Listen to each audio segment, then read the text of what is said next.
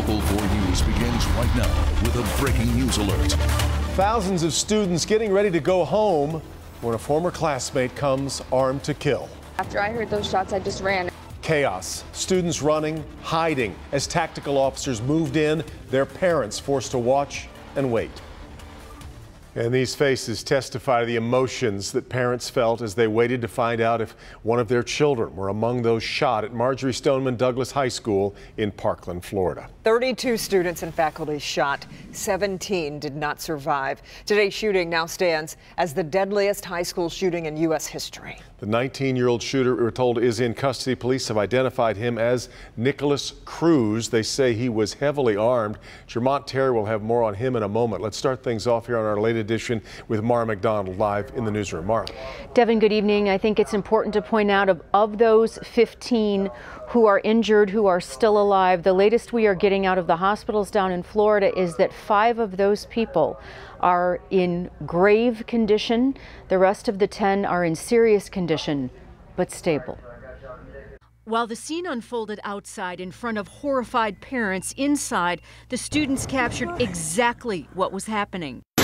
Sheltering in place, teachers did their best to hide the teenagers from the threat while SWAT teams worked the massive campus.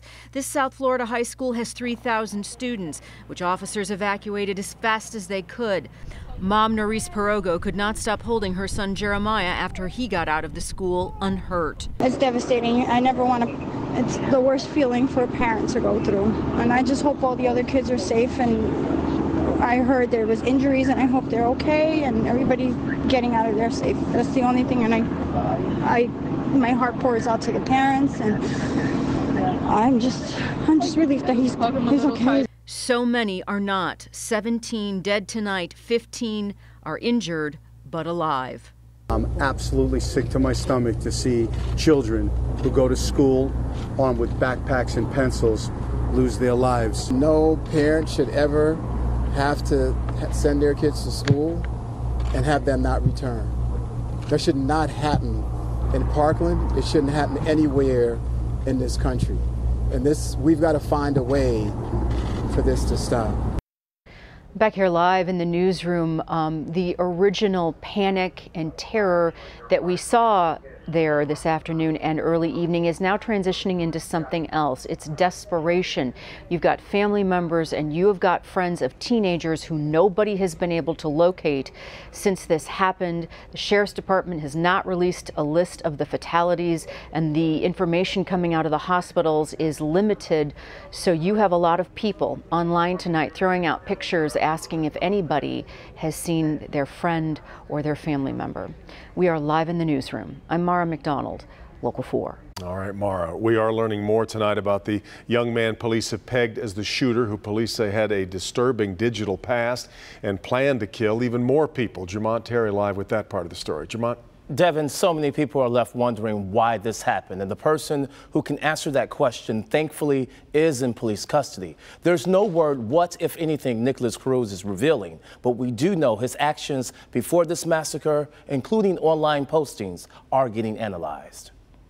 The FBI arrived on scene at the high school, a place of learning, now a horrific crime scene, as local and federal investigators attempt to figure out what prompted 19-year-old Nikolas Cruz to commit this act. It turns out when Cruz attended the high school, administrators eventually expelled him for disciplinary reasons.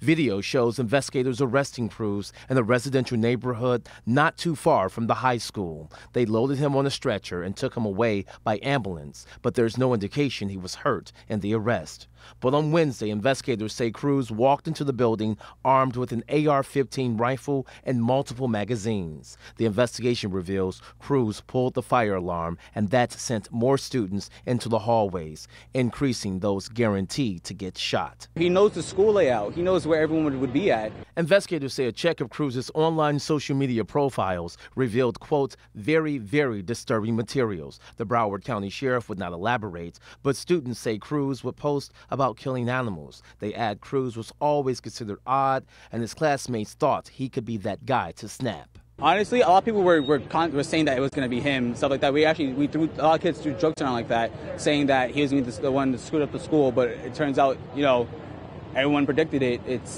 That's crazy. And tonight, investigators have not said if the weapon Cruz used was purchased by him or belonged to someone else. But that will do very little to the families of those killed and injured. Kim and Devin. Very little indeed, Jermont. Thank you. And today's shooting in Florida marks the 18th time that gunfire has erupted on a school campus in America since January 1st of this year. With the Parkland shooting, 3 of the 10 deadliest mass shootings in modern U.S. history have come in the last 5 months. We will continue to follow new developments on this story and bring you updates at clickondetroit.com. And first thing on Local 4 News Today, beginning at 4:30 a.m. Well, new tonight, a dense fog advisory issued for overnight and into the morning commute. You look at our sky cam from Mount Clemens, or at least as much of it as you can see, Ben. I can verify that is Mount Clemens because it's the only sky cam that is not completely enshrouded in fog right now. It's the only thing we can see out there. This is until 9 a.m. It's for most of the area. Geneseo, Lapeer, Sanilac not included, but you're still seeing fog. Just not quite as dense as what we've got for most of the remainder of the area. We've been watching this sort of ooze north from northern Ohio since 5-6 o'clock tonight. Look at all of these places where the visibility not only less than a mile, but a quarter mile, even less than that right now at Metro Airport. So this is the kind of fog that does impact your driving, especially at night. Slow it down. Do not use those high beams if you're heading out into the fog. Temperatures staying above freezing through the night and rising to the mid-40s by noon, and we've still got a room to run as we get into the afternoon tomorrow. We'll talk about how long those mild temperatures stick around and when the fog leaves coming up. All right, Ben. As Detroit police mourn the loss of one of their own, they are also trying to figure out what happened in the deadly crash that killed 25-year-old officer Darren Weathers. Weathers died after his unmarked patrol car was struck, sending his car into a brick wall. Police have said it was a training exercise. Well, Chief James Craig says if it was a training exercise, it should have never happened. I don't sanction. The executive team didn't sanction surveillance training. I asked the commander over professional standards section if this was approved. He said it was not. Officer Weathers was a combat veteran, a decorated officer who wanted to make sure kids had a positive relationship with police.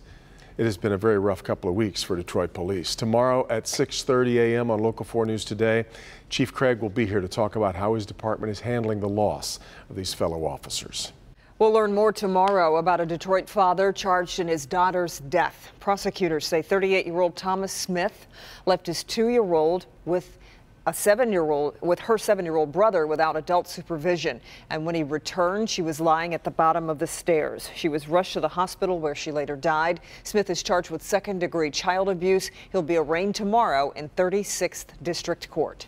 Governor Snyder and Michigan lawmakers struck a deal today to cut taxes and forgive outstanding driver responsibility fees. The plan will gradually raise Michigan's personal tax exemption, which will give a tax cut of roughly $25 per person. Snyder proposed the deal to address unintended consequences of the recent federal tax overhaul. As part of the deal, the governor agreed to forgive all driver responsibility fees. Detroit Mayor Duggan praised the deal, saying eliminating those fees will remove a barrier to work for more than 70,000 Detroiters.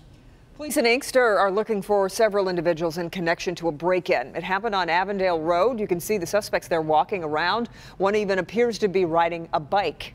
In another shot, you can see a suspect walking with a cart full of items as others walk away carrying several things. Here are images of the suspects. Take a good look there. If you recognize them or have any information about this crime, call Inkster Police. Popular local grocery, Nino Salvaggio, set to pay more than $135,000 in overtime violations to its employees. An investigation into the stores determined the company failed to pay employees for time spent on rest breaks shorter than 20 minutes. That's actually required by the Fair Labor Standards Act. Failing to pay resulted in the overtime violations. The company will pay back overtime wages with interest to 212 employees.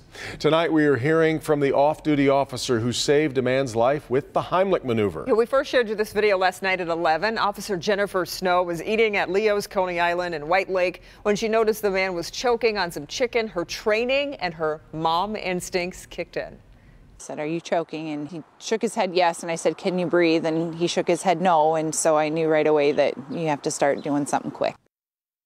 Well, it turns out this isn't the first time Officer Snow has saved a life with the Heimlich maneuver. She helped someone a couple of years ago at another local restaurant.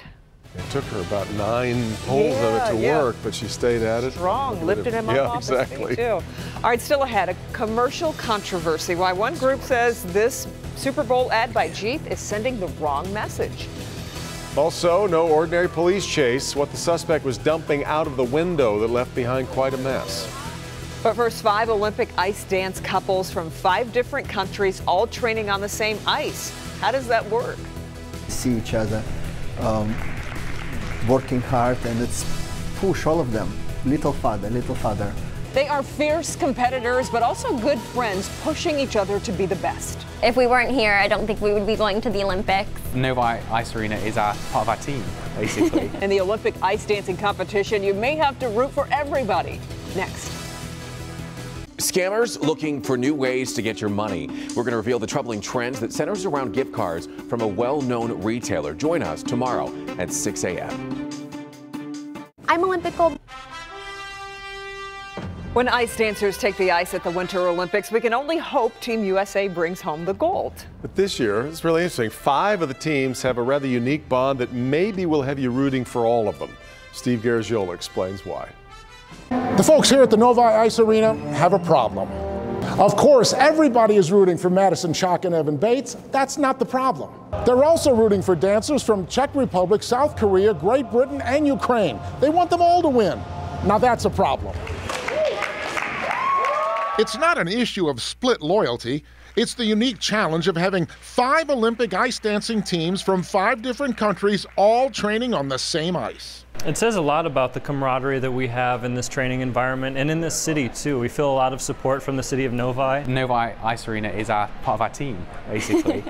So, you know, to have qualified with all the other guys here that we train with is really special. Think of them as Team Novi. Americans Madison Chock and Evan Bates. Courtney Mansour and Michael Cheshka representing the Czech Republic. Yura Min and Alexander Gamelin skating for South Korea. Penny Coombs and Nicholas Buckland from Great Britain. And Alexandra Nazarova and Maxim Nikitin from Ukraine. Why, you might ask, have they all come to Novi to train for the Olympics? The answer is Coach Igor Spielband. We were first drawn to come here because, I mean, he is one of the best coaches in the world. And we saw what he was putting out with all of his teams and how they were doing, and they were all really successful. These are world-class athletes who are focused and driven to succeed. But they're also human, vulnerable to the boredom and routine of training. But this arrangement eliminates that obstacle. At the Novi Ice Arena, there is an element of competition on the practice rink every day. Obviously, you always have the Olympics at the back of your mind, but if you don't see what's out there, you know, you don't know yourself if you're pushing yourself enough. It's great to see what your competitors are doing. They see each other working hard, and it's push all of them, little father, little father. Fierce competitors all going after the same prize. So you might expect the atmosphere to be chilly, even for an ice rink. But along with great respect, they have developed lifelong friendships. Everybody understands each other and like what kind of position we're in, so it's nice to have like that kind of support from our friends, since we're all in the same boat. During these Olympics, they will compete for themselves and for their countries, but also for Team Novi. If we weren't here, I don't think we would be going to the Olympics. It's been an amazing facility here for us. We love the coaching team. And I think, like, more than anything, we love the people that we train with. Like, we both have great friends here. In addition to Team Novi, there are 2 other American couples in the ice dancing competition. And while I know it's not typically done like this, you're going to have to root for everybody. In Novi, I'm Steve Garagiola, Local 4. I think we can do it. I think so, of course. Novi, a little mecca there for ice dancing. I think Steve's point's on the money. Every day at practice, you got to have your game on because it's pretty good around you. Yeah. That's great. All right, here's a look at what defender Kevin Dietz is working on for tomorrow night. He was charged with a sex crime at work, then found not guilty in court. I teach my children that, you know, you have to fight and you have to stand up for what's right. Now his wife wants a public apology from his boss. Just to see someone that you love go through such a difficult time when it seems so unnecessary. The Defenders tomorrow night at 11. We actually had a really comfortable day today. it was almost, yeah. I was about to say it was yesterday. No, it's 11:56. Right, still today. Yeah, it was felt like spring almost. It did. And you know what? Even though tomorrow's going to be warmer, I think today was the nicer of the two. Because you saw what's coming. Yeah, I got to get past this fog. Look at this thing. Yeah, that's downtown Detroit. I don't know what that is on the left side, but supposedly Detroit is underneath that. But there's fog everywhere. 35 the current temperature. And again, we don't anticipate that these temperatures are going below freezing tonight. Winds are out of the south-southwest at 5. Usually that's enough to sort of stir things up, but we've got a lot of melting snow that's producing that moisture. Plus, it's a very stable atmosphere.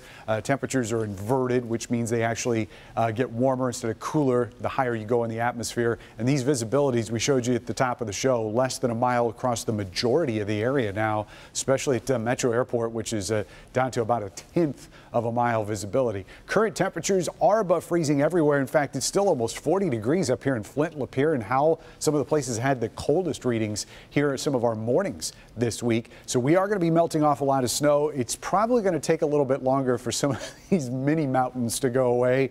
This is from Commerce Township, and I'm sure you're going to see these in parking lots all across southeast Michigan. They'll be the last to go, but Mother Nature's going to make a dent in those over the next several days. You can see it's low clouds and fog across the southern end of the Great Lakes. That is not going to change tomorrow. We may ditch the fog in the afternoon, but not the clouds. May also see a couple areas of drizzle overnight towards tomorrow morning, but the steadier rain starts rolling in here in the mid-afternoon, and some of the latest model runs now have a little bit more of this steady widespread rain here in the afternoon. You can see some of these colors getting a little bit darker, so could have some downpours embedded in there. That'll be gone by midnight, and then the clouds will eventually leave on Friday, but you can see that the cold air may trigger a few flakes here on Friday towards the daybreak hours. It is not going to lead to any accumulation, and the clouds are going to be clearing quickly, so that means sunshine for Friday, but we are going to take a step backwards in temperatures before we rebound again at the end of the weekend. Still one of our warmest highs going to be tomorrow, 47 in the city of Detroit. In fact, these numbers are going to be very similar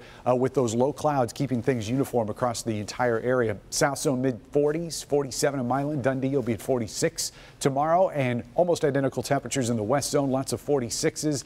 The coolest spot will be in the north zone, but we're talking by degree. That's 45 up here in Sanilac County as we finish out tomorrow afternoon. So tonight only down to 37.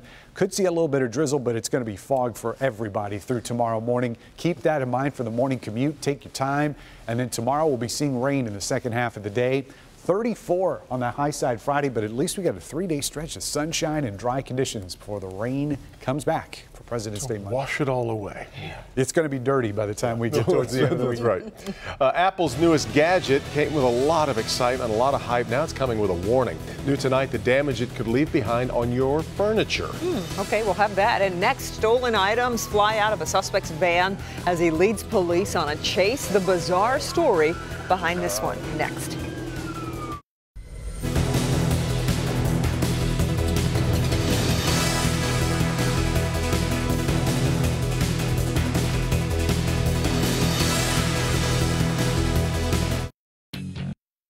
A man in Wisconsin tosses stolen items out of his car during a police pursuit. Dashcam video captures the scene as it unfolds. Police responded to a call about retail theft. As police approach the vehicle, the suspect takes off. At one point, you see the driver open his door and toss the items out. After a short chase, police were able to catch him. They say he tossed stolen beer, meat, and clothing. These people are they're a danger to the community, and they're willing to put them at risk. It continues to floor me how some people in our society are willing to jeopardize other people's safety for their own means. That suspect is facing multiple charges, including his 7th drunk driving offense. Fiat Chrysler is defending its Jeep Cherokee ad that aired during Super Bowl 52. Commercial shows the Jeep driving through a rocky creek. Well, the nation's largest fish conservation group not happy with that image. The group says that Fiat Chrysler is glorifying the destruction of a fish habitat to try to appeal to off-road thrill seekers. Car company responded saying they shot the ad on a flooded road and a man-made lake and waterfall on private land. Apple is warning its customers about a slight problem with its new HomePod speaker. The speaker may leave marks behind when placed on some wooden surfaces. Apple says the marks will go away after several days once the speaker is removed. The HomePod officially launched last week. The $350 speaker is trying to compete with the less expensive Google Home and Amazon Echo. Well, Valentine's Day coming to an end here, or it's over now, but love was in the air and some celebrated with a simple Coney dog. American Coney Island, downtown Detroit, just down the street from us here, got into the Valentine's Day spirit. From the cutie pie hearts to the glittery centerpieces, couples celebrated their love with a single rose and some delicious chili fries, of course.